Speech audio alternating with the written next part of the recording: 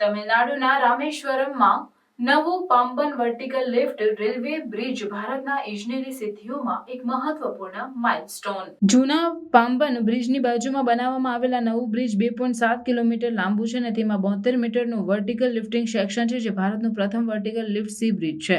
જૂનું પાંબન બ્રિજ, જે 1914માં ઉદ્ઘાટન થયું હતું, ભારતનું પ્રથમ સી બ્રિજ હતું અને મેનલેન્ડ અને રામેશ્વરમ આઇલેન્ડ વચ્ચે મહત્વપૂર્ણ કડી તરીકે સેવા આપી હતી. જોકે તેની ઉંમર અને માળખાકીય મર્યાદાઓને કારણે આધુનિક પરિવહન જરૂરિયાતોને પહોંચી વળવા અને સુરક્ષા સુનિશ્ચિત કરવા માટે નવું બ્રિજ જરૂરી માનવામાં આવ્યું હતું.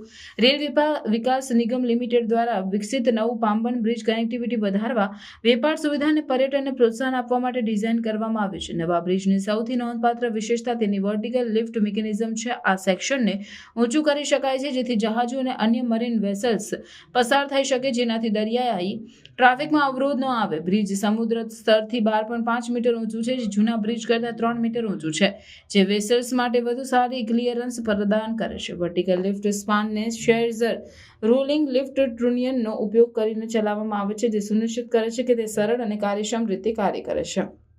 નવા પાંબન બ્રિજનું ફેબ્રુઆરી 2020માં શરૂ થયું અને 2019ના નવેમ્બરમાં વડાપ્રધાન નરેન્દ્ર મોદી તેની પાયાની પથ્થર મૂકી. આ પ્રોજેક્ટ, જેની કિંમત લગભગ 535 કરોડ છે, તેમાં સમુદ્ર પર 100 સ્પાનની સ્થાપના સામેલ છે, જે બ્રિજની માળખાકીય અખંડિતતા અને ટકાઉપણામાં નોંધપાત્ર સુધારો કરે છે. 2024ના અંત સુધીમાં બ્રિજ પૂર્ણતાની નજીક હતો અને જાહેર ઉપયોગ માટે તેની તૈયારીઓ સુનિશ્ચિત કરવા માટે ટ્રાયલ રન કરવામાં આવ્યા હતા.